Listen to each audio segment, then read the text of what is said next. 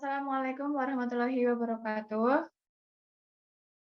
Waalaikumsalam Waalaikumsalam warahmatullahi warahmatullahi wabarakatuh. wabarakatuh. Kami kelompok 2 akan mempresentasikan hasil diskusi kami yang berjudul Pendidikan Pasca Kemerdekaan Indonesia di Pulau Jawa. Sebelumnya, saya akan memperkenalkan anggota saya terlebih dahulu. Yang pertama ada Bapak Ismail Soleh, kedua ada Bapak Joko Kurniawan, yang ketiga ada Ibu Husnul Khotimah, keempat ada Ibu Marfulatus Solihah, dan saya sendiri Mega Sevi.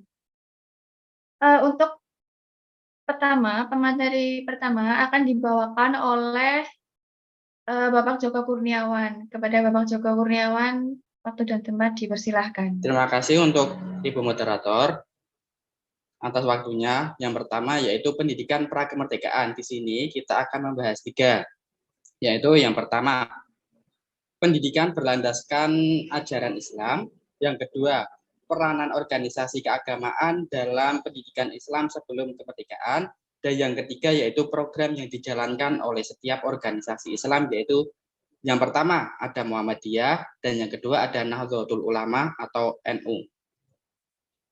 Yang pertama yaitu pendidikan berlandaskan ajaran Islam.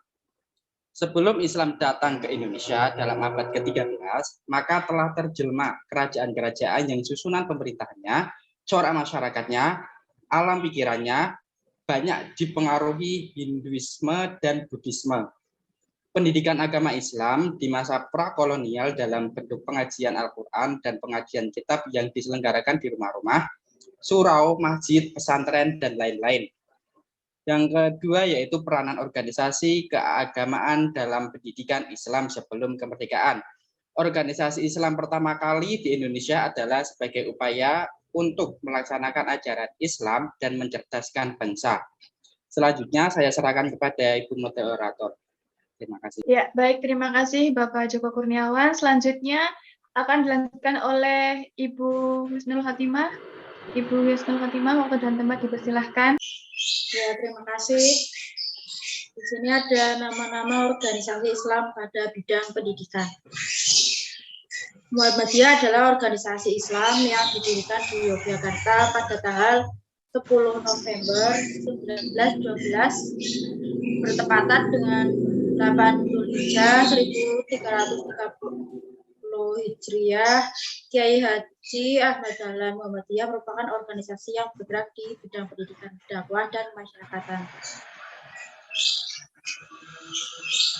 Selanjutnya ada NU, didirikan di Surabaya pada tanggal 13 Januari 1926 yang dipelopori oleh Kiai Haji Hashim Asy'ari dan Kiai Haji Abdul Wahab Hasbuloh sebagai perluasan dari Komite Hijaz yang dibangun untuk 2 maksud, yaitu pertama untuk mengimbangi Komite Khilafah yang secara berangsur-angsur jatuh ke tangan golongan pembaharu. Kedua, untuk berseru kepada Ibnu Sa'ad, penguasa baru di tanah Arab, agar kebiasaan beragama secara tradisi dapat diteruskan. Kemudian pada pendidikan pasca kemerdekaan, Taman Siswa adalah badan perjuangan kebudayaan dan pembangunan masyarakat yang menggunakan pendidikan dalam arti luas sebagai sarana. Sejak awal berdirinya Taman Siswa selalu berjuang untuk mempertahankan hidup dan mempertahankan cita-citanya. Adapun cita-cita Taman Siswa untuk meningkatkan harkat hidup manusia, khususnya manusia Indonesia, agar berkehidupan yang seperti manusia pada umumnya, bebas dari penindasan, hidup merdeka, dan dapat menentukan nasibnya sendiri, serta berkesejahteraan dan hidup bahagia. Ya, terima kasih. Selanjutnya akan dilanjutkan oleh Ibu Marfungatus. Waktu dan tempat dipersilahkan Ibu Marfungatus. Oke, terima kasih atas waktunya Mbak Mega Sevi. Untuk selanjutnya akan saya bacakan adalah tentang pendidikan pasca kemerdekaan. Perguruan Taman Siswa berbentuk kegiatan persekolahan yang tidak hanya melakukan kegiatan sekolah biasa, tetapi lebih lugas lagi, yaitu berbentuk paguron. Perguruan atau paguron berarti tempat berguru yang menyatu antara tempat gedung sekolah, tempat tinggal pamong dan siswa, tempat menuntut ilmu perguruan atau belajar, tempat bergaul bermasyarakat, dan tempat latihan untuk hidup salam dan bahagia. Untuk selanjutnya, ajaran taman siswa. Ajaran taman siswa bersifat konseptual, fatwa atau pedoman, operasional, dan nasihat atau semboyan-semboyan taman siswa. Ajaran taman siswa bersifat konseptual. Tripusat pendidikan merupakan sistem pendidikan taman siswa yang dilakukan dalam perguruan atau sistem paguron, memusatkan 3 lingkungan pendidikan, yaitu yang pertama lingkungan keluarga, yang kedua lingkungan sekolah, dan yang ketiga lingkungan masyarakat. Untuk selanjutnya, ciri khas taman siswa adalah panca dharma. Yang pertama, kodrat alam.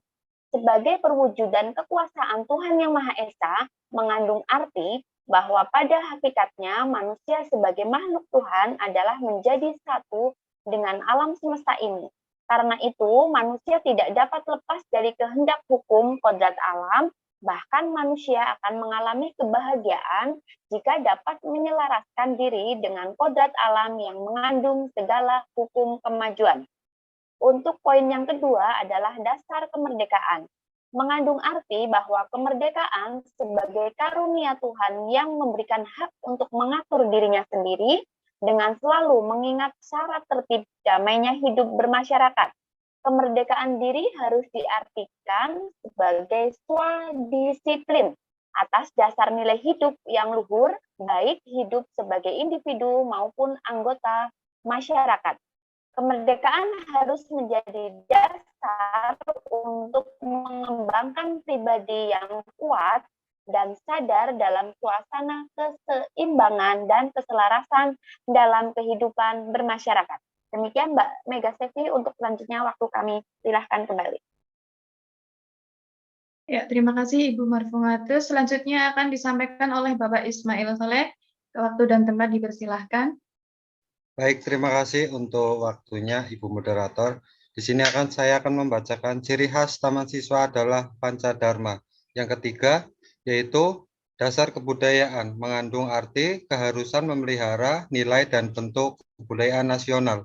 Dalam memelihara kebudayaan nasional itu, yang pertama dan utama ialah membawa kebudayaan nasional ke arah kemajuan sesuai dengan kemajuan masyarakat dan kemajuan dunia, kepentingan hidup rakyat lahir dan batin sesuai dengan perkembangan alam dan zaman.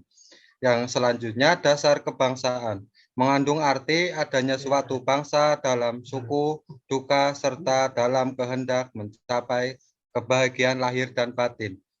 Suatu bangsa, dasar kebangsaan tidak boleh tertentang dengan dasar kemanusiaan, bahkan harus menjadi sifat dasar dan laku kemanusiaan yang nyata karena tidak mengandung rasa permusuhan terhadap bangsa lain. Selanjutnya, dasar kemanusiaan mengandung arti bahwa kemanusiaan itu dharma setiap manusia yang timbul dari keseluruhan akal budinya. Seluruh akal budi menimbulkan rasa dan laku cinta kasih terhadap sesama manusia, sesama makhluk Tuhan yang melimpah alam semesta. Karena itu rasa dan laku cinta kasih harus tampak pula sebagai tekad berjuang melawan segala sesuatu yang merintangi kemajuan yang selaras dengan kehendak alam. Lalu teori-teori yang dikemukakan oleh Ki Hajar Dewantara. Yang pertama ada trilogi kepemimpinan, kodrat alam, netep, mantep, dan antep, ngandel, kendel, bandel, dan kendel. Selanjutnya ning, neng, ning, nung, nang. Selanjutnya ada tringo, yaitu ngerti, ngerosong, lakone. Selanjutnya yaitu trihayu dan trien. Serta hidup merdeka menurut Ki Hajar Dewantara yaitu tidak hanya bebas lepas dari penguasaan orang lain, akan tetapi berarti juga sanggup dan kuat untuk berdiri sendiri, tidak tergantung pada pertolongan orang lain. Hidup merdeka merupakan hak diri yang didasarkan atas ajaran agama, bahwa Tuhan menciptakan manusia dengan dasar-dasar yang sama, baik hak maupun kejiwaannya. Terima kasih untuk waktunya, Ibu Moderator. Ya, baik. Terima kasih kepada Bapak Ibu yang telah menyampaikan materinya. Di sini saya akan sedikit mengulas kembali. Seperti yang kita ketahui bahwa sebelum Islam masuk ke Indonesia, masyarakat itu pola pikirnya dipengaruhi oleh Hinduisme dan Buddhaisme.